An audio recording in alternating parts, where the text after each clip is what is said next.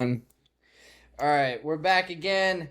Episode 2, Bloodline Basketball. It's going to get better every week, so we're just starting off right now, but we'll save the shenanigans and we'll get right into it. Basically, playoffs are shoring up here. We just had some elimination games.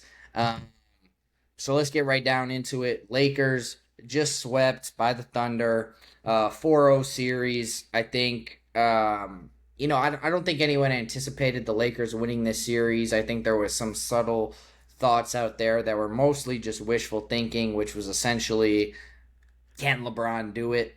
Can he get it done? But this Thunder team is not, like the Rockets team. I think you could easily look at the Thunder and go, well, if they would have swept the Rockets by even more, though that would have been a blowout series. Um, I think the biggest question after this series is, can the Lakers field a championship team with this roster? Are there moves that they can make to entice LeBron to sign a 2 year deal to finish his career with the Lakers? But they were swept, so first we'll just get into talking about that. What'd you see from that series? Um, it was, just OKC being OKC. I do think the refs were not helping one bit. They were, I saw it all over socials, like the Lakers having like a talk with them after, I think it was game three, um, because it got to a point where it was like absurd where like Lakers would actually get fouled and there wouldn't be a call, and then Ted Holmgren or Shea or whoever, they've all now mastered the art of flopping through Shea, and that really showed that in this series. Um, I really don't think that the refs helped at all. I think the Lakers should sign LeBron. Um, Definitely, or at least if they're looking for a trade, look for a good trade that's worth the value. Um, yeah, that's all I got on the Lakers there. Well, what do you think LeBron's value is? Should a sign and trade be on the table for him? Should he decide that, like, I want to finish my career out looking for a championship with another team, with another organization, whether that be for curiosity's sake, for believing that he has an opportunity to win one more ring with another organization. Like, what do you think realistically his value is in the market? Um, I would say probably like a solid role player. I was like kind of thinking like kind of like an OG Ananobi, and like maybe like a second round pick, second and third round pick. Um, or they could swap picks. Um, but I don't see a star player being traded for LeBron. I don't see a first round pick being traded for LeBron, just because you're only getting 1, maybe 2 years out of him still. I don't think a star player is traded for him, especially a young star player. But I could see a first round pick. If you're a team who believes that, I mean, because if you look at just his ability on the floor in this playoffs, we had an 8 game, um, an 8 game stretch to sort of evaluate what he can be in the playoffs at this point in his career. I think you can look and go, "Hey, that might be the best point guard in basketball. True point guard in basketball, right? So, like, he's not going to be, your Tyrese Maxey, who's an all-star point guard, who's, capable of putting up 30 on any given night. He might not be Halliburton, depending on what he looks like when he returns. He might not be Steph, obviously. But if you look at just I'll throw some names at you. Like, would you rather have Darius Garland or LeBron running the show? Ooh, running being the number one option, I'd rather have LeBron. Like, and so like maybe that's not, but let's talk about it. Like, let's appreciate the fact that he was the third pick on the, or not the third pick, the third option on the Lakers this season. right? Behind Luca, behind Reeves. And whether or not he should have been the second option over Reeves, like that, we talk about that, forever. But like that was the role that he took, was the third option behind Luca, behind Reeves as the engine of the offense. And then when there was a situation where Luca and Reeves are resting, or maybe Luca is or Reeves are resting, he can fill that second creator, that first creator role when needed. And then obviously in the playoffs, especially when Reeves was out, we could see that he can just still funnel right back into that role as the primary engine of the offense, and he can still do it that way. But I think when you're looking at where he might go, what he might uh, require in terms of financial compensation.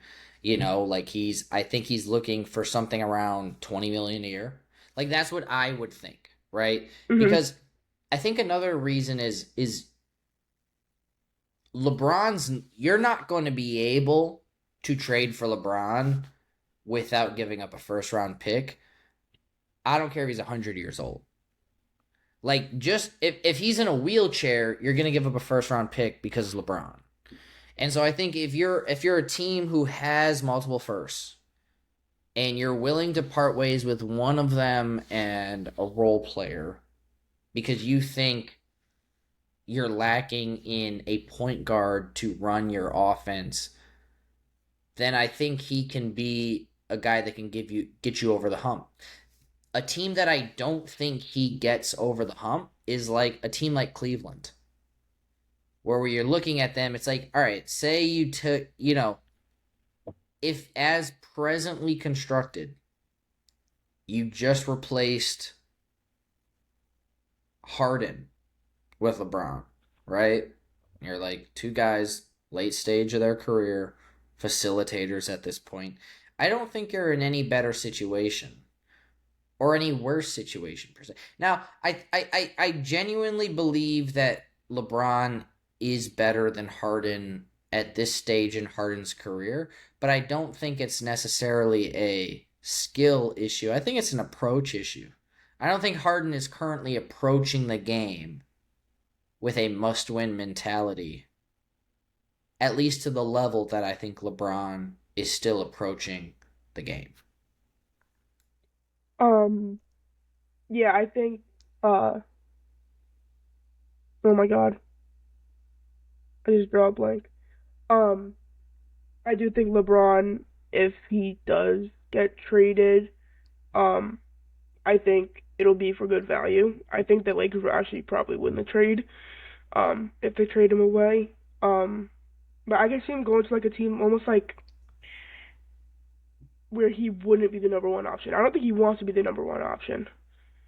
Like, I think he took the third option role in this season because he probably knows his body can't physically take the number one option anymore.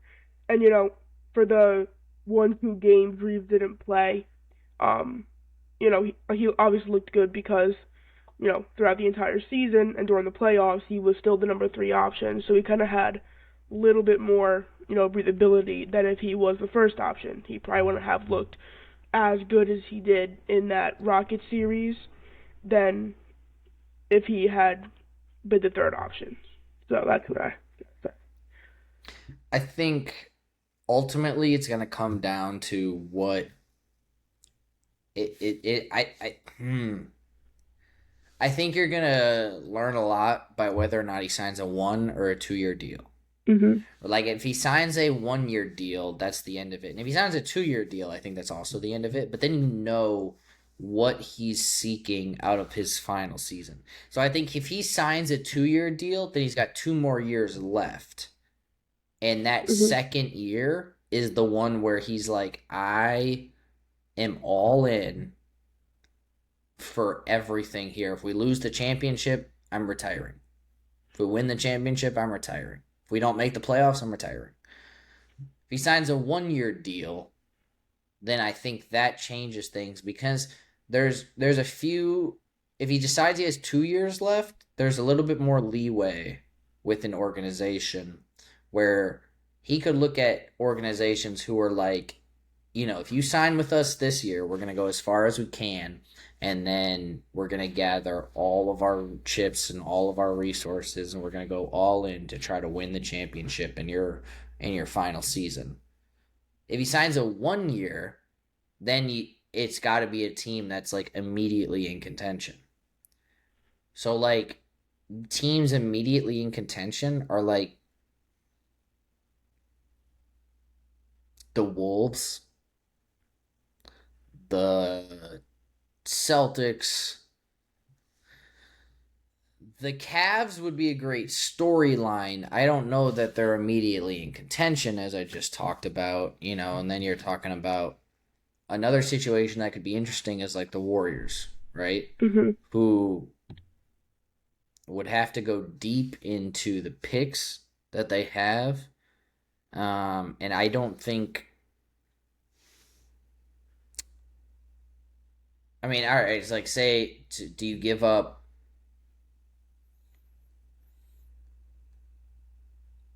Man, like to make the money work, you would need to give up like Moody, Pods, some picks, and like I just don't know that you could.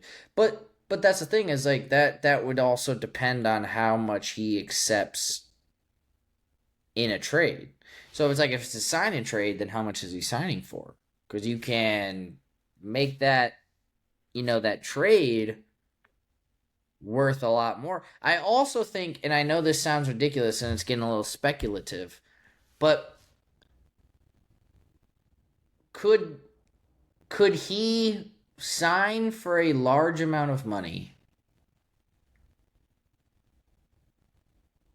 on a long deal and then stretch and waive it to get paid after retirement, but to technically finesse the cap? But no, you couldn't do that because then he you wouldn't be able to stretch and waive a guy, I think, who is currently playing for you. So Yeah. ignore that. Ignore that speculation. But ultimately, it would just come down to whether or not he thinks he has 1 or 2 years left after this and where Hmm. his organization goes. But after that, let's dive into um, the other sweep. We had New York versus the 76ers. That was a 4-0 sweep. That one surprised me. I honestly thought this was going to be a closer series after the Sixers Celtics series. I did not see this one being over so quickly. Hmm. I thought, frankly, I thought Embiid was going to show a little bit more after the last series. But and that's the thing, that could be based on his health. Maybe he wasn't as healthy as he had seemed. I thought he was a little less aggressive. I thought he chose to settle. Um, Many times in the series for whether that be a pocket pass for a mid range. Now, I know he scores on those in general. I didn't feel that Mitchell Robinson should have had the effect that he had on Embiid. In general, I know Cat is just not a good defender. He should have no real resistance to Embiid down low at the rim. I think Embiid has also been more timid coming off of injuries in general. I don't think he is trying to drive to the rim more. I think subconsciously or consciously he's making the decision to avoid contact whenever necessary just because he's every time he's come back and seemingly gone down to battle with the bigs, he's unfortunately gotten injured every time. And so I think over the last couple of seasons, his like primary focus is like how long can I be healthy and can I stay on the floor and what do I have to do to ensure my health on the floor? And though probably necessary, I think it's reduced his impact. Um, and although against the Celtics, with their bigs, you know, just not really being able to stay in front of him, namely throwing Jaylen Brown on him for a time. It's like you're going to be able to beat up on Jaylen Brown, but I expected more going against Cat and Mitchell Robinson, and they did a great job, and that's it's credit to their defense. But I think his lack of having like an Embiid game, lack of having a big game, lack of being able to really put pressure on the rim. I just don't think the Sixers were able to hold up because New York has good wing defenders. Um, yeah, back to what you said about the series being, so short. I said as soon as I think it was the day after the Sixers won, I was like, this Knicks Sixers series is probably gonna go to six, possibly seven.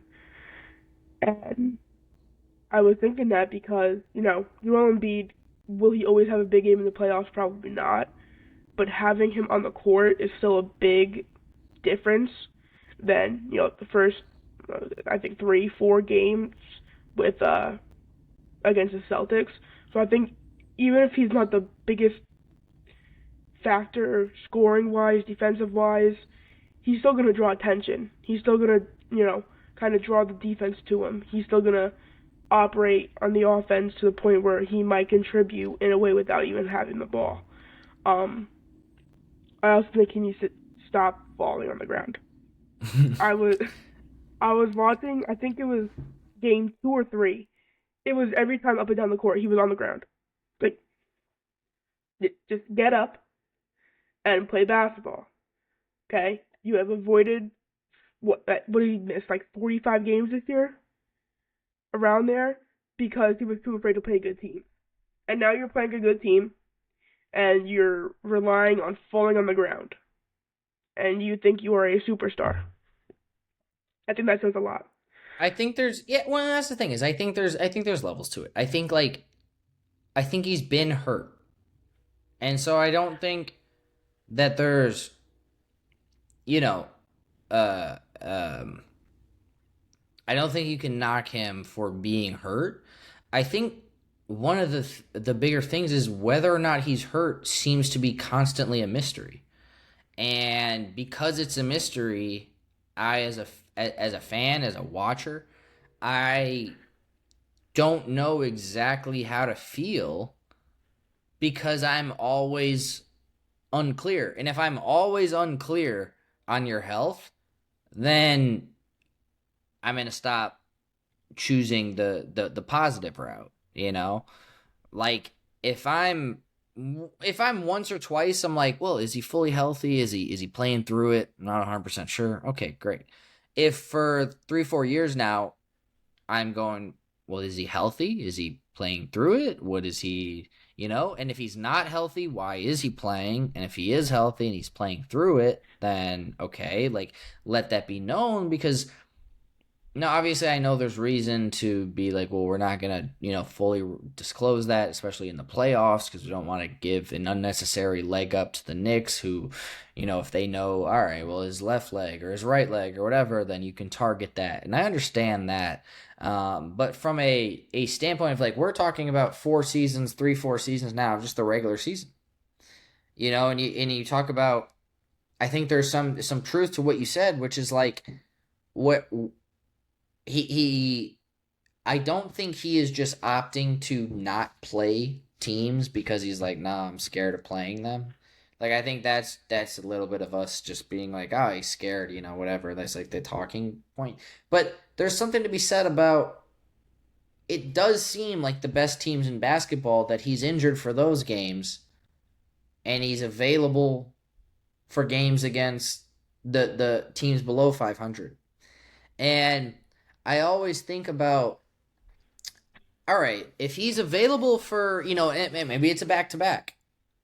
Well, if it's a back to back and you got, the Wizards and the Warriors, or the Wizards and the Nuggets, 2 games in a row, and obviously maybe the Nuggets is a bad example because they've talked about him ducking Jokic for whoever knows how long, and the one time he did play him, he had like a 40-point triple double, or who knows, but well, let's say the Thunder. Thunder, a great example, right? So one night he's got the Wizards and he's got the Thunder back to back. He's always playing the game against the Wizards. And I always feel that like I understand there's a level of like, well, maybe the Wizards are a little less taxing on his body because of the way they play and it's a little less physical or whatever. But it's like that's the game that you can probably win without Embiid. And that there's only two ways to look at it, which is one, the rest of us are idiots, and that's just happenstance, and it shook out that way. I don't know. We said he was available tonight, and he can't play back to backs. I guess we're all idiots, and that's just the way. Or it's a calculated decision to not play against the better teams with better bigs. And I don't. So, like, that's the thing is, he's so good. There's no way. Like, I can't bring myself to really say he's ducking. So do I have issues with the medical team? Like it's not that he's not injured. It's just why is he available for this game and not the game after? And I think that's it remove Embiid from the conversation entirely. That's an NBA mystery across the board for all stars. It's like is playing the Pelicans that much less taxing on a player's body than playing like I don't know the Lakers, the Bucks, the Wolves. It's like yeah. It might be a little bit more taxing to play the Thunder because of how hard they play, or the Heat because of how hard they play, how physical they play, how much they're gonna get in your face at the perimeter and things like that. But it's like, is it a little bit weird that like every single time a guy's healthy, he's like healthy back against the bottom five teams, and 2 games later he's unhealthy against so and so. Like look at Durant. Durant's a great example. Like Durant was so hurt that he couldn't play game 1, but he was good enough to play all of game 2. But there's no way he could play games 3 through 6. And it's just like, so why was he healthy for game 2? And it was only 2 days difference from game 1. So what happened? What magically overnight happened that he wasn't available for game 1, but he was totally fine for game 2? Like, they talk about like, well, there's potential risk. Well, there's potential risk if he wakes up in the morning. Like, I'll tell you another thing. If he never plays basketball again, and if he sits in bed all day, every day until he dies, he'll also not get hurt. Like, do we really care about the guy's health? Because then he should never leave his room. He should be in bed all day. So it's just like those things where it's like, why? Like, health seemingly is optional for stars. And I think that's the main issue, and I think you can point to dudes like Embiid or whatever because he's had multiple injuries, so you can say, well, this guy, or you can point to guys like Anthony Davis, this guy never plays because he has multiple injuries. And maybe that's bad luck because of multiple injuries. But I think you could even ask those guys, and you could say, why are you healthy for this game and not healthy for this game? And I think they're going to tell you it's not their decision. I want to point out Spurs just beat the Timberwolves 97 to 126. Want to say that real quick, and then yeah, I want to.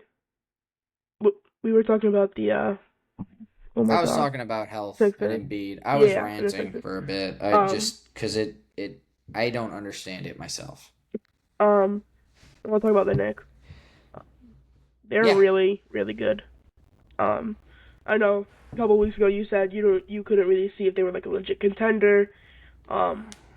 And then I think it was literally like the next day they won by 50 against the Hawks, and then they sweep Philly now. I think I'm tired of turning on a Knicks game, and then I see Karl Anthony Towns has really been making a big change in his game. You really shouldn't be during the playoffs. It's nice you're passing the ball, it's nice you're making good passes, but the Knicks could benefit from your scoring. Obviously, they don't really need them to score too much against the Sixers, but they're probably going to need it against either the Cavs or the Pistons, right? Yeah. Because those are two really good teams. and you're going to need the passing from him and the scoring. It can't be like one night he chooses to pass and then one night he chooses to score. They needed both. He needs to find a median in passing and scoring. Well, I think that's and not only does like it's down to consistency, right? And I think that's what separates guys in the playoffs. And honestly, you could even like it from I'll say the goat, but like if we talk about LeBron's approach in Game 5 versus the Rockets, like that can't happen. And his approach in Game 6 being full steam ahead, we're winning the series. That's game one. That's game one until the series is over, until you win or lose. Like that approach to we're gonna make a statement, we're gonna make sure the other team knows they can't win this game. I'm not saying that's gonna happen every time, but that's the way you have to approach the game. Is every game's a statement game. Like the Thunder got through 2 sweeps now.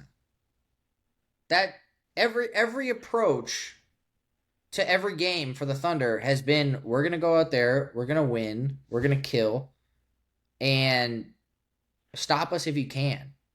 Like that's and so when you're talking about Karl Anthony Towns, just like you're right. There's games he starts where he's like, I'm gonna go out and I'm gonna score, I'm gonna put up 30 something. I'm gonna be Karl Anthony Towns. That's the most offensively gifted center in basketball, and that was a conversation a few years ago. And every once in a while, you think maybe is that still a conversation? And then he has a couple of games where is he on the floor right now? Did he check in tonight? I don't remember. I don't did the Knicks trade him last game? I don't remember because he's not. And I don't think it's just about scoring. Like that's the difference is when I talk about approach, it's not just the stats that you put up. It's the mentality you brought to the game. Did you put pressure on your defender? When the ball was in your hands, did you make the defense think? Like were you active? Were you rotating? Were you closing out on the perimeter with a hand up, or were you letting guys get shots off comfortably? Like, and that's what is completely up and down, game to game with Karl Anthony Towns. And when he brings it, the Knicks look great because, yeah, I mean, you know what they got at the point guard and the wing position. Brunson, OG, Mikal Bridges. Like, that's a great backcourt setup. So in the front court, when you move and you got, all right, like who's playing our 4 position? Who's playing our 5 position?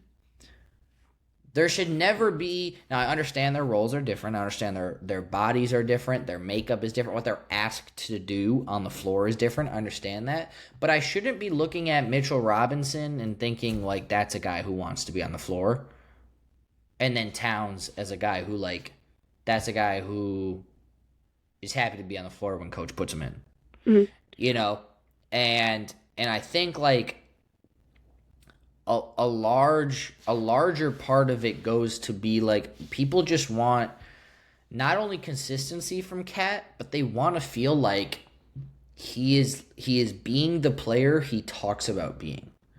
And so like I remember whether it was last year or 2 years ago where he started talking, he's like, yeah, before games I watch videos of like grizzly bears fighting because I want to get in my mindset of being tough. And it's like, yeah, man, if you were, I don't know, like Tony Allen or like something like that, like maybe I'd hear you. Or like not even that, like maybe if you were Zebo back in the day, a guy who like really wants to get down there. I mean, like you could be Stromile Swift.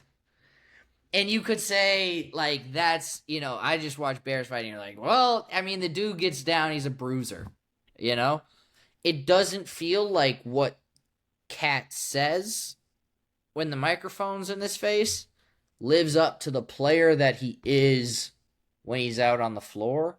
And I think that's one of the bigger things from a fan perspective why people are losing a little bit of faith in him, especially from a consistency standpoint, is it doesn't feel real. It doesn't feel like when it doesn't feel like that is your character, is a guy who's going to take over games. Yeah. Like when they were playing the Sixers, I feel like they should have played a little bit bigger. I think what they should have done, this is just my personal preference, Brunson, Bridges at the two, or McBride, varies. Um, Hart or OG Ananobi, and then you want Pat and Robinson on the court at the same time because the thing in the game 2 or 3, the biggest problem with Pat in that series was the foul trouble. You can't put him on Embiid because you need him throughout all 4 quarters. Obviously, without him through all four, they still swept. But I think they should have played big. I think they should have had Robinson on Embiid at all times, and then obviously if he fouls out, then you have to go to Cat. But I think having Cat on Embiid, who honestly is really just there to be a brick wall in the paint and kind of foul bait a little bit. You can't have your second option offensively be on him, and well, I think it was like the last 5 minutes of game 2 or 3, and I think it was like a 5 point game. They couldn't put in Cat because of the fouls. I think it was at 4. I still don't understand why they didn't put him in. He still had one more to give before he was like, okay, I can't foul again. Um, I do think they should have gone big. I think Mitchell Robinson should have been out there more. I think they should have played the same amount of minutes. They should have been on the court together because that's, you know, and I think it gives more spark off the bench because you either have McBride and Ananobi coming out, McBride and uh, Hart, or you got Bridges and Ananobi and Bridges and Hart. And those two coming off the bench alone is a pretty big spark. Mikal Bridges actually had a great game. I forget what game it was. Uh, he had a great game where I think he was a leading scorer. Um, I think he cannot be a starter.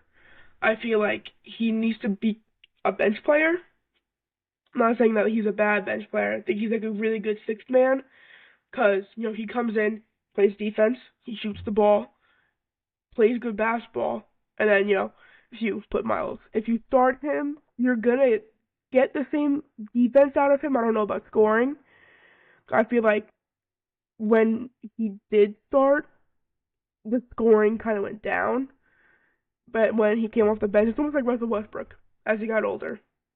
Westbrook, I don't think Westbrook could physically start and finish a game as a starter. He needs to be a bench player. He's a spark defensively and offensively. I know his offense is a little iffy, but he's still Russell Westbrook. He's still going to be a decently defending guard. He's still going to have that spark coming off the bench. I think that's why Bridges needs to stay as a sixth man, especially, say Ananobi gets hurt. Bridges, like, if you start Bridges and Ananobi gets hurt, obviously you could just put McBride in and switch Bridges. But then I feel like that kind of, I don't know how to word it, but kind of like ruins the point of McBride in that sense, because like he's supposed to be that guy, almost like another no, like Max Strus. He comes off the bench and he just shoots the ball. I feel like that kind of ruins the point of McBride if Bridges starts. I think the and it not even that it's a bad idea because I could absolutely see a situation where McBride is starting and Bridges comes off your bench, and honestly I think he could be in a 6 man of the year candidate type of player there. I think the optics of it are why that won't work, and I think that's another thing with the league is say you put Mikal Bridges in the 6-man role.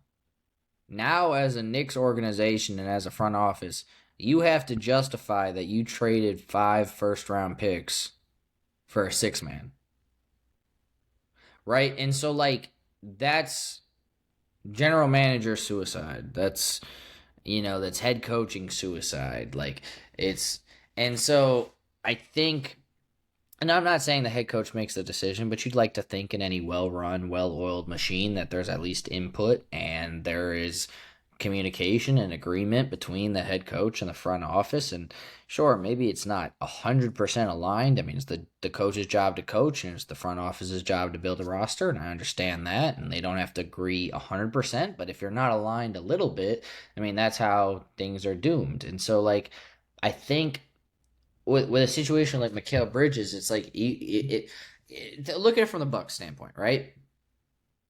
The Bucks aren't going to get 5 first-round picks for Giannis. So if Mikal Bridges is 5 first-round picks, but you don't really know consistently, like, he's not the best player. If you trade 5 first-round picks for anyone, they should be the best player on your team. Period.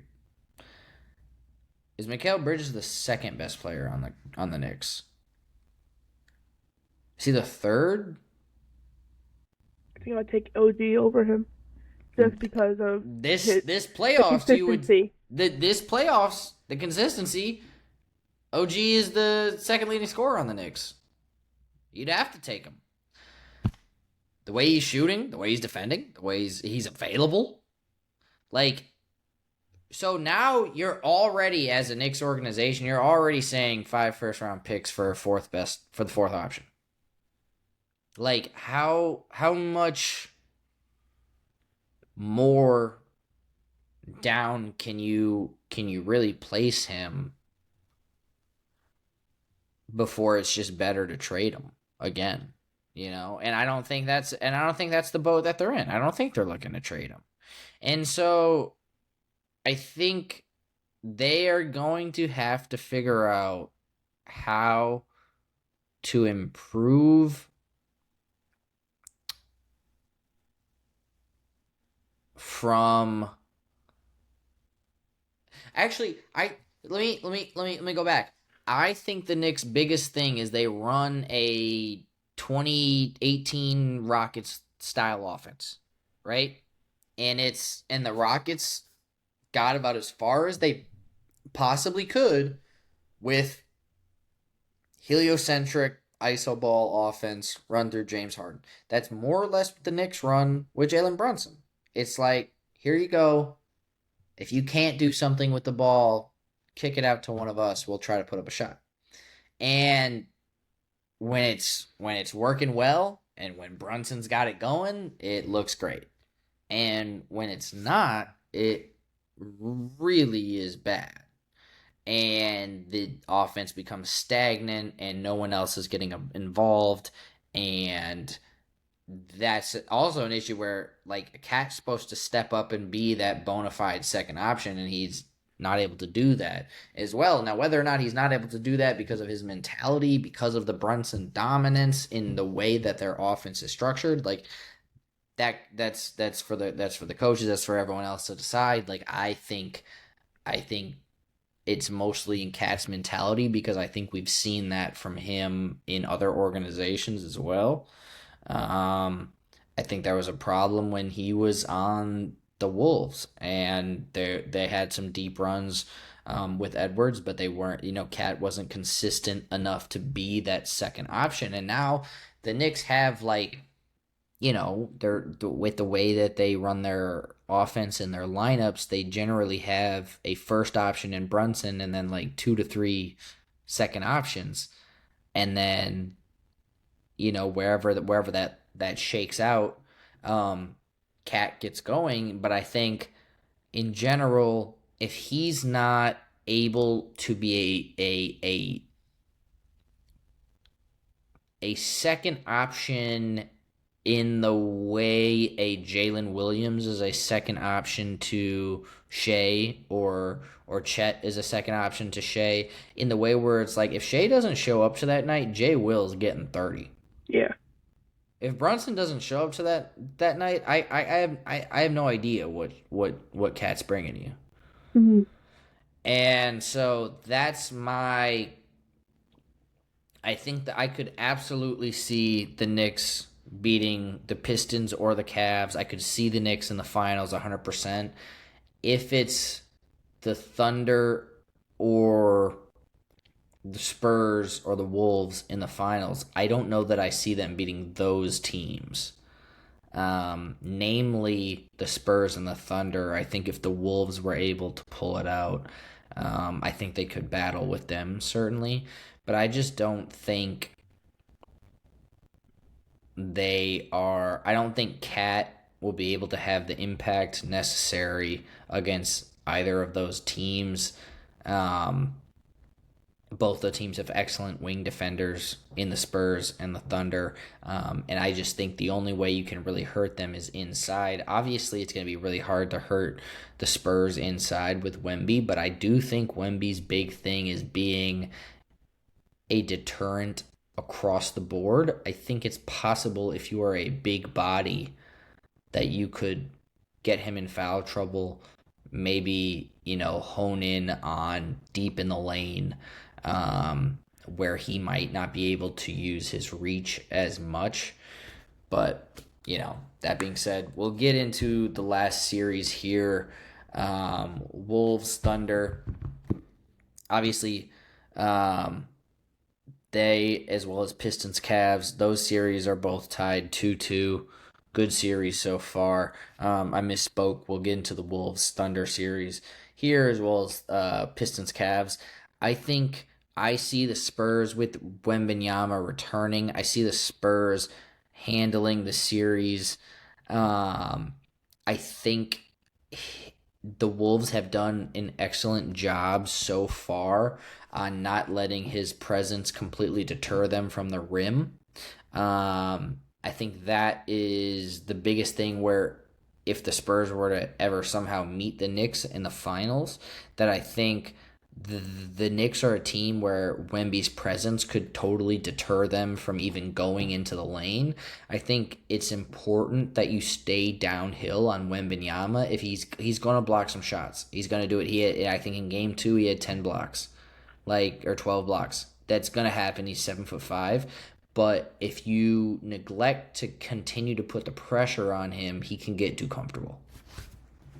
Um, yeah, I think the presence of Wemby is obviously absurd. Having to drive into the paint and then look up and you see a 7'5" human being with his arms up in front of you, not even jumping to block you. Um, I think tonight could have been the final game if Wemby didn't get ejected last game. I know that, obviously hypothetical, couldn't have been fully true. I think uh they each took one home and away. They each took one away from each other at home. Um Now that it's 3-2, are they think they're going to Minnesota next? Because yeah, they're going to Minnesota because game 7 would be in San Antonio because they're the higher seed. If it's 2-2, they'll go to San Antonio. But it's 3-2 now. It's 3-2 now, so yeah, they'll go to the Wolves next, and then Game 7 will be in San Okay. Antonio. I do feel like it could go to game 7, but I wouldn't be shocked if the Spurs pull it off away. Um, because when you look at that Spurs team, it's really like they really have everything to win a championship. If, you know, the Thunder weren't as good as they were, and they'd be like, oh, Spurs are probably the best team in the entire world right now. Because when you look at that lineup, it's Fox, Castle, Vassell. Who's their power forward starting? Uh, well, tonight the Spurs started Fox, Castle, Wemby, Champagny, and Wembanyama. Okay. Yeah. And you have Keldon Johnson coming off the bench. I think he was sixth man of So the they year. actually have Vassell at their power forward and Champagny at the small forward. Okay. And so Vassell, obviously a little bit of an undersized power forward in that situation, but when you got a 7'5" dude patrolling the paint, I mean you got a little bit more leeway Yeah. than everyone else. Um, I think the Spurs need to stick to what they've been doing. Give Wembanyama the ball. If he's not feeling it that night, give it to Fox. You know, just because he's not the number one option anymore as he was in Sacramento. Um, I still think I feel like we haven't seen what De'Aaron Fox could really do in a while. Um, because of the Spurs. I'm not saying it's obviously the Spurs' fault, but him being on such a good team as opposed to, when he was with Sabonis, it wasn't that big of a difference because Sabonis was kind of like whatever. I guess he was good, but obviously not Wemby. Wemby is better in pretty much every aspect. And I think obviously having Wemby so young, so tall, so good, um, I think that affects Fox. I think I want to see a De'Aaron Fox game eventually somewhere in the playoffs. I feel like people forgot how good he is. I know he obviously, never was like, he's the best point guard in the league, but I think he is one of, if not the most underrated point guard in the league. Because he's so fast, he's so shifty, and he's actually really athletic. People just think he's athletic. Oh, he's fast, he's athletic. No, he's actually really athletic. Besides for his speed, um, and I think we need to see more of that in the playoffs. I think he's a good passer too.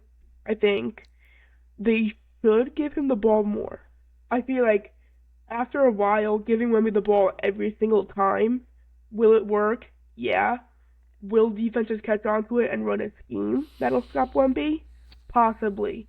Um, but I think when Wemby's out, they should either have Castle or Fox in running the court at all times.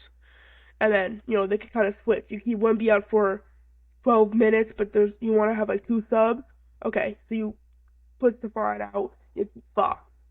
You let Fox run the floor, you keep maybe Champagne out, and Keldon Johnson. He comes off the bench. And then Fox played 30 minutes straight. Okay, there goes Castle and Wemby. And then, because Castle, he cannot operate on his own. Castle needs somebody out there with him. I think Castle has been great. Like if it, and I don't want to be a box score watcher by any means, right? But if you look at Fox and Castle tonight, Fox 18-4-5, Castle 17-4-6. Also two steals. Fox no steals. Like and it's not to box score watch. It's just to say I think impact wise they play with each other so well.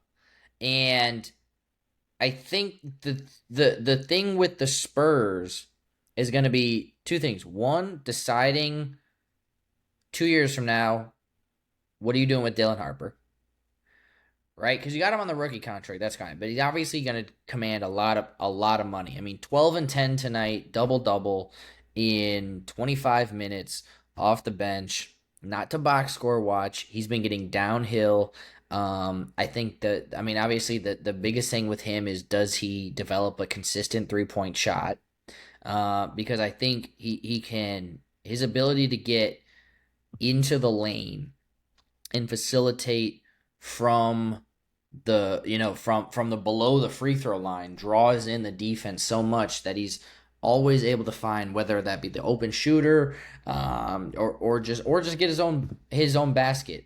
Um, so I think Dylan Harper being so comfortable in um in the playoffs already as a rookie under the bright lights, that's going to pose a question for the Rockets of like, where do you go in 2 years? Knowing that Castle's 1 year older than him, who is the guy that you decide you want to stick with? Is it also, do you look in Harper and Fox, both left-handers, both get downhill. Fox quicker, might be a little bit better of a 3-point shooter now. Harper's a rookie. Is that a question in 2 years? Are they looking to deal one of them? Um, so I think you look at that. I also think something interesting with the Spurs is Keldon Johnson taking that sixth, seventh man role, and Champagny moving into the starting lineup. I think a large part of that is Champagny's willingness to pull the trigger from three and seemingly being able to hit it at a bit of a higher clip than Keldon Johnson. I think Keldon Johnson's got a little bit more size to him should he need to guard bigger guys on the perimeter, guys that look to get in the lane, get downhill. Obviously, Keldon Johnson tonight, 21-2 in the game 5 win over the Wolves. I think it's good to have him comfortable off the bench in that seventh man role. They kind of come in as a unit. Obviously, Cornette backs up Wembanyama, and then you got Harper and Johnson kind of coming in as the bench scoring punch. But I think and when you look at Keldon Johnson, I think a couple of years ago he was sort of thrown in as a potential trade piece. Is that a guy they want to stick with or move off of? I like the way he sits in this new role as a sixth man. I think it gives him the opportunity to go out there and try to score, knowing there's a few less weapons out there. It allows him to develop. I also think he's developed a good relationship just personally with Wemby. They both did that thing where they were kind of like shaving their head earlier in the season, playing ball together. That was kind of funny, but I think, just as far as he seems a guy that's well liked by the team, comfortable and willing to accept this role, obviously still shooting with confidence, being able to, attack and look for his, especially within that second unit. And I think there's a level of like, if Wemby's on the floor, he's the first option, you know, and that's no knock on Keldon Johnson. And so I think when you look at the guys, you're like, okay, what's Vassell's strong suit? Well, he's a shooter. All right, Fox and Castle create your back court. So where would you have to plug in Keldon Johnson? It'd be for that Champagny role, right? And if what you're trying to do is create some shooting around Wemby, I think having Champagny out there in the starting lineup, I think that's good. Now, Champagny played 29 minutes tonight. Keldon Johnson only 22 minutes. In 22 minutes, 21 points. I think you can find a few more minutes for Keldon Johnson. Mm-hmm. I think he can provide more overall for the team than Champagny. I know Champagny's quicker trigger is a big plus, especially if he's going to be a guy catch and shooting on kickouts from Wemby, on other guys getting into the lane, drawing help defense, and then finding a guy who can get his release, get his shot off quickly. But I mean, you said it earlier. The Spurs have all of the pieces of championship DNA. And whether or not they put it together this year, the next year, I think there is no way that for the next at least 3 years, with this team, the way their roster's set up, with the way their finances are set up, and the team's payroll, I think you'll see them in the Western Conference Finals for the next 2 to 3 years, minimum. And and I like Wemby's approach to the game too. I also think everyone has their moments, but that was his elbow was a bad decision. I know Pop met him at the airport or whatever, spoken to him. I'm sure all of his mentors had a word with him. I mean, he approaches the game very with he takes it very seriously. He's young. Obviously, his emotions got the best of him. That can't happen, especially for a guy that wants to be the face of the league. That's another thing, is that's not how the face of a league carries himself. And obviously you can come back from that, where people are going to be happy to forget if you show up, respect the game, treat the game right, treat the players right, continue doing what you do. but they're still he's not a fully polished player yet. Um, whether that be mentally or physically, and it's both. But the growth is there season to season. Obviously, only been his second season, but you can see where he's uh, developed more confidence. And the thing for me with him is just like I just want to see him get downhill more. It's amazing that he can shoot threes and stretch the floor, and he can take deep threes. He's obviously got some range, but I think the more he chooses to get downhill and not settle, that'll just free up his shooting a bit more. And then I think the next step for him is developing some sort of mid range game, because at any point he can just rise up and shoot over people, because it's not going to be a guardable shot. I mean, he is an alien, at 7'5". So, that's where I see that going. I think the Spurs will pull out the series, but I do see it being a 7-gamer. I think the Wolves win the next one down in Minnesota, and then I think the Spurs pull it out at home, but we'll see. All right. I just want to quickly cover Cavs Pistons. Mm-hmm. This is probably my favorite series so far. I know we're only 4 games in, but it feels like every game is just so good. Like, you get scoring from the Cavs, you get scoring from the Pistons, you get defense from both teams. You get like down to the wire. Donovan Mitchell last night, 39. I think it was the 39 second half or the fourth quarter. I think it was the fourth quarter. There at 39.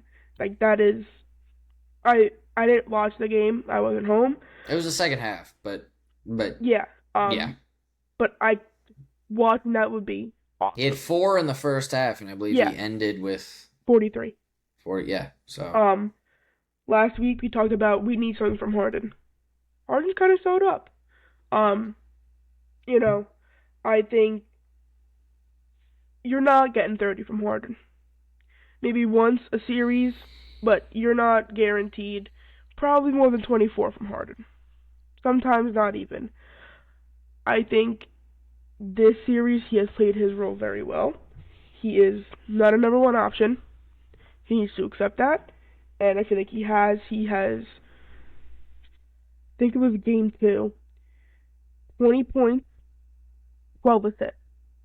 That's what Harden could be doing pretty much every game. And that's a Harden game. Like, that at this point of his career, especially shooting the 3, facilitating, getting downhill, getting to his floater, being able to kick out and create easy shots for his teammates. Like, that's sort of what I mean in getting back to his approach to the game. No one is expecting a 40 and 15 approach like he was, like it's 2017 on the Rockets. Like, that's not what people are asking for James Harden. But there are, in my opinion, too many games, especially in that first series, where you're like, he's not making himself a factor on the floor. And that's what it needs to be. Is not every game needs to be, 30 points. Like you said, like he might not be a 30-point guy consistently in the playoffs right now. And that's fine. But the assists, his facilitating, needs to consistently be high. As a point guard, he needs to constantly be finding easy and open looks for his teammates. And then from scoring, it doesn't need to be 40, but it does need to be 20. Because I think a large part of it is also, it's like, you're not Peyton Pritchard. Like, you're commanding superstar paycheck. So I'm expecting superstar performance. Like, that's like any job. You know what I'm saying? Like, you pay me a salary, you're expecting that salary's worth of output. And so that's just in general my thing with James Harden is like, please keep it up. Please continue to attack the basket.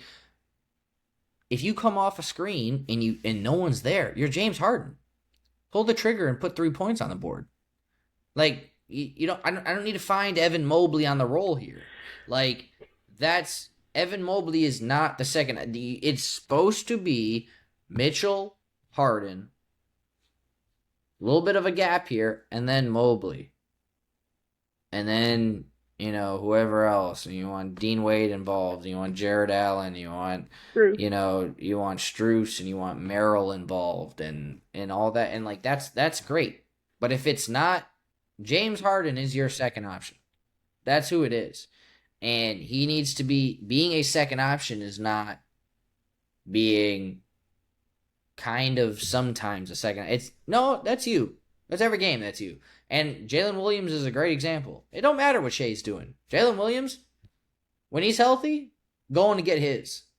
Think of McCollum in the Hawks series. Yeah, it's technically Jalen Johnson's team. I'm gonna go get mine. I'm gonna go make you know it's not gonna be easy. I'm not saying we're gonna win the series. Don't let anything easy up. You know? Yeah. When Harden had that dagger, that really felt almost like a Kobe wave off. I have a feeling that wasn't meant for him to shoot that, but he was like, I am James Harden. I'm gonna do James Harden things for, you know, 10 seconds real quick.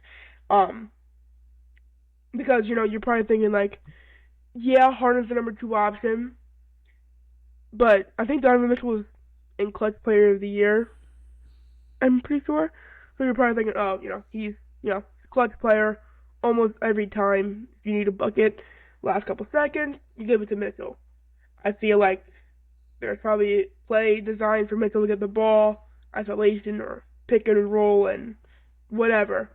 And Harden was like, no, give me the ball, and I'm going to do what James Harden does, and that is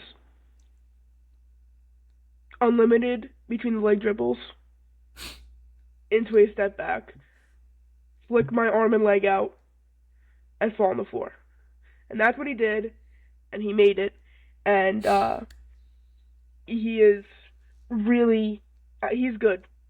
I His impact is pretty much whether or not the Cavs will succeed. It comes down to what is his impact. I mean I could talk more about Mobley, who I think needs to be more aggressive. Needs to develop an offensive game. I yeah think like it doesn't seem that since he's been in the league, he's taken a step on the offensive end. Like, where's his teardrop? Where's his floater? Where's the mid range? Where's the hook shot? Like, there's so many ways he should be able to score given his frame, his size, his speed, his length, and it doesn't feel like that has taken the necessary step. And that's another thing for the Cavs where like he was supposed to be that bona fide like that guy, that star, that secondary like man, is this dude. And I don't think I've seen that. Now he's still a great player, an awesome defender.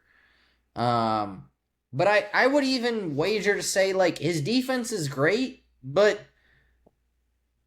when I think of defenders that I've seen in the playoffs, like I'm Asar Thompson, Amen Thompson, Wemby, Dyson Daniels. I'm not gonna go through everyone, but like it. These are guys that I feel like are like really putting some fear in their defender or the offensive player, whoever their matchup is, and I'm not seeing that from Mobley. I think he can still have obviously an impact, but I'm not seeing it the way that I think his projected leap was. Yeah, I kind of see him like Asar. We talked about it last week. Asar shouldn't be on the arc.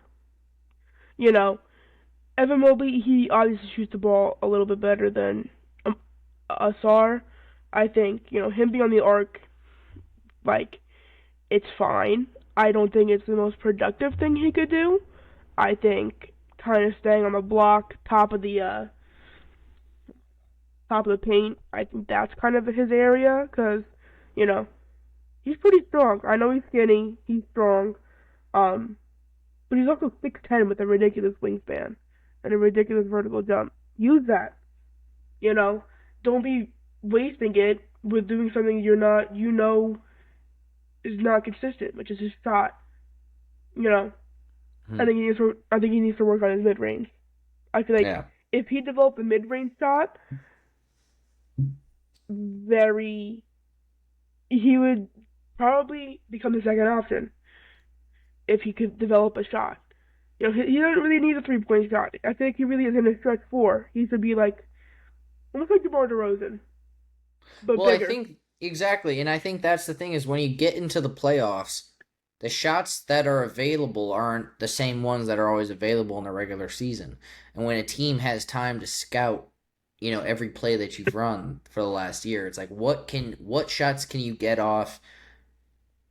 Obviously, like yes, you stick with the same offense, but you need wrinkles, you need things that you're going to throw in there. And I think a lot of times it's like, what shot can you get off regardless of what they do to game plan? If you get in your office and you back a guy down, a little hook shot, like there's nothing. They throw the double, dump it off to Jared Allen. You know what I'm saying? Like the easy shots that you can't really game plan for are the ones that work in the playoffs, um, because there's not like coverages really. Like you can send a double, whether or not you want to send it from the nail, you want to send it from the block, like those are different options. But like sending a double is all you can do if a guy's feasting down in the paint. Um, and I think he's got to command more of those if the Cavs are going to take the next step. So um, I think that'll do it for us for episode 2, Bloodline Basketball. Getting better each episode. We'll see how. Obviously now Spurs taking a 3-2 series. We got Game 5 Pistons Cavs tomorrow. We'll see how that shakes out. And we'll be back next week to talk more about it. Yep, All right, sounds good, man. I'll catch you next time. Catch you next week, yep. and we'll see you guys back with Bloodline Basketball. So yeah. All right.